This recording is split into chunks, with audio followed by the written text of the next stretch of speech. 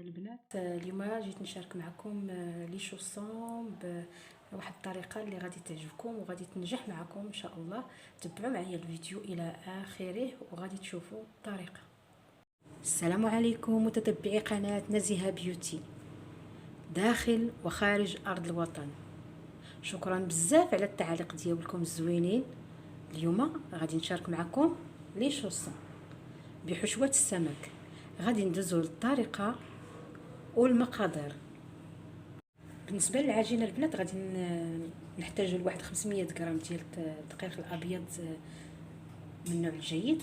غادي نحتاجوا لواحد 200 غرام ديال الزبده. غادي نحتاجوا لواحد قليل من الثوم اختياري، وغادي نحتاجوا لواحد الملعقه ديال السكر سنيده، وغادي نحتاجوا لواحد المعلقه صغيره ديال الخميره والملح، وغادي نحتاجوا لواحد الكيس ديال خميره الحلويات. غادي نوضعوا الدقيق، غادي نضيفوا عليه الخميره والملح،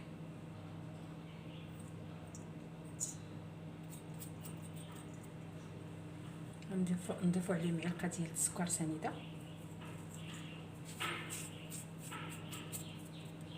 نضيفوا واحد القليل من الثوم اختياري البنات، وغادي نضيفوا الكيس ديال خميره الحلويات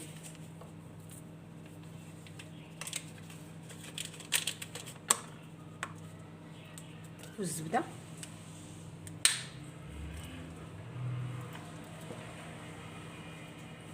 اللي بغى يدير البنات 250 غرام دقيق يقدر يدير غير نص ديال هاد البواطه ديال الزبده. غنحاولوا ندخلوا هاد الزبده في الدقيق على هاد الشكل البنات.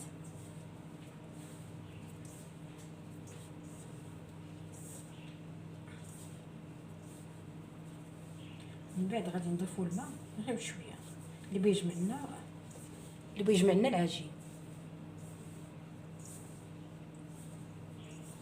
غنضيفوا الماء غير بشويه البنات، وبشويه تنجمعوا العجين ديالنا.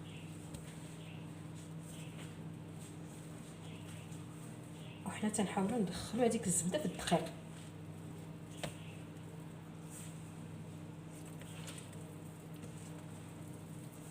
بعد ما حصلنا على العجين على هاد القوام، غندوزو دركا نورقوها البنات. غادي نرش سطح العمل ديالي.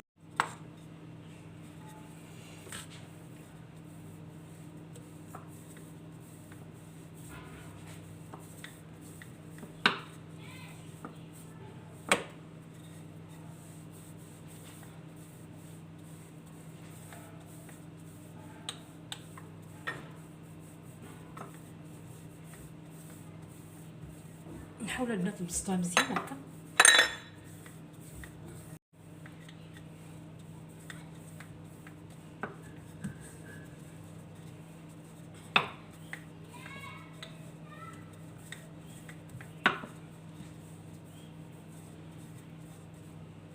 ونحاولوا نتنيوها كي تنديروا المسمنه على هذا الشكل البنات.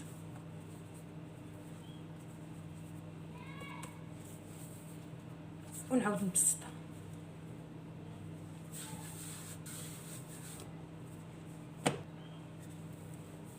بنفس الطريقه البنات. نبسطوها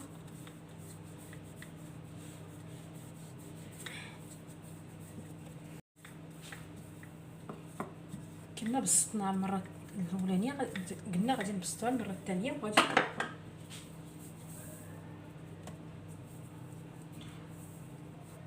نتنيوها كي تنديروا المسمنه البنات.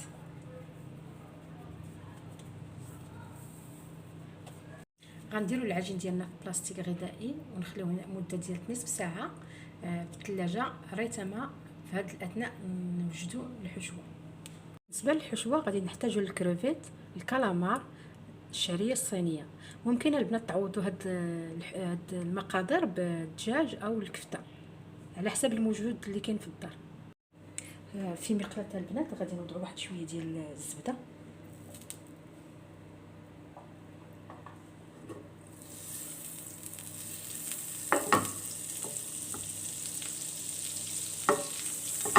غادي نديرو الكالامار البنات، غنسيطوه شويه في الزبده وشويه ديال العطريه ديال الفلفل. غنضيف واحد شويه العطريه ديال الحوت،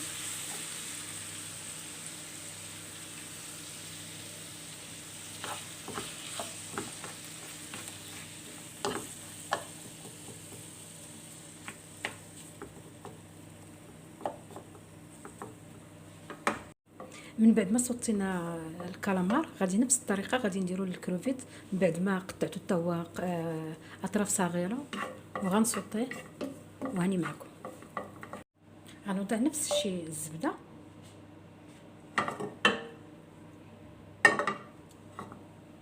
غنضيف عليها الكروفيت من بعد ما قطعته وغنصوتيه شويه ونضيف عليه واحد شويه ديال العطريه ديال الحوت.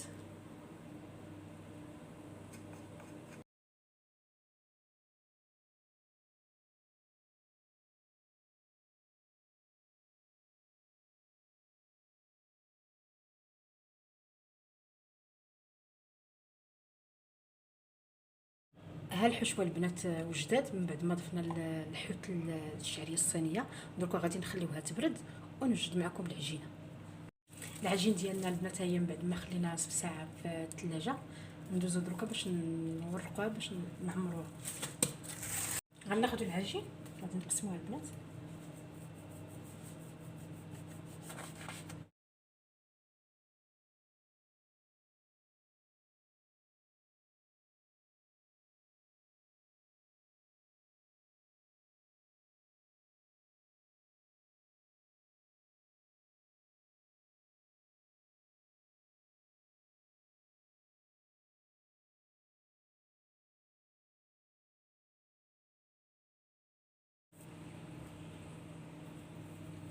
العجينه البنات، هاد العجينه اللي بقات لنا ما تطيبناش، غادي نخليوها حتى هي تنجمعوها ونعاود ثاني نبسطوها. غنضيفوا البنات اختياري، غادي نضيفوا الفرماج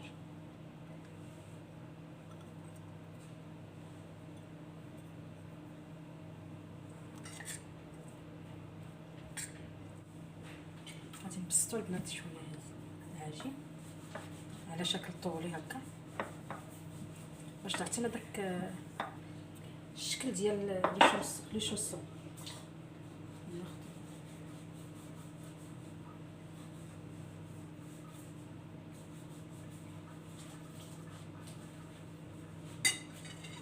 صدقوني البنات تيجي غزاله بعرفتي بهاد الحشوه ديال الحوت، تجي زوينه بزاف.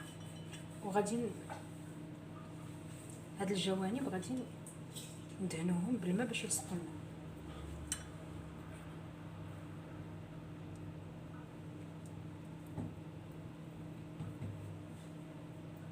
ونوركو عليهم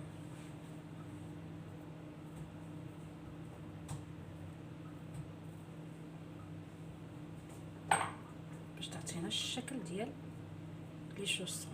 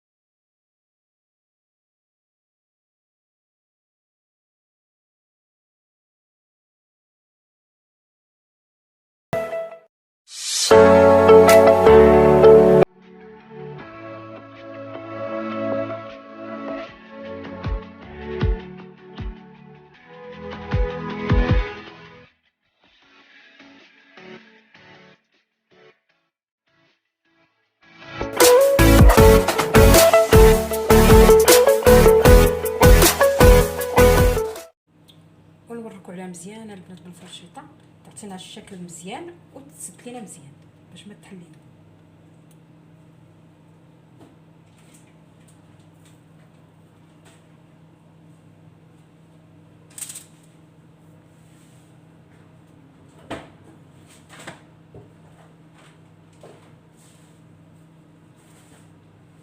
البنات غادي ندهنوا لي شوصون ديالنا باش ندخلوهم للفران.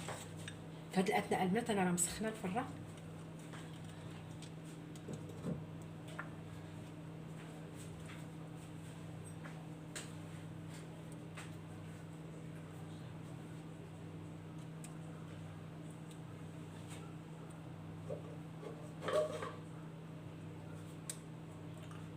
ممكن تخليوهم هكا ولا تزينوهم برقائق اللوز او كاوكا ولا بالزنجلان ولا بالحبه السوداء. بالنسبه لي انا غادي ندير الحبه السوداء.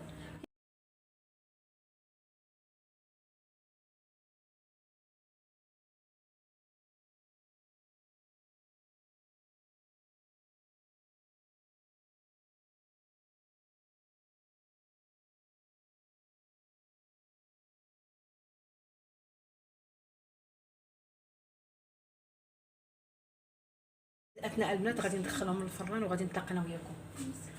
الوصفه ديال اليوم البنات ها هي وجدات، كنتمنى تعجبكم. ما تنساوش البنات ديروا لي لايك كومونتير، والى فيديو قادم.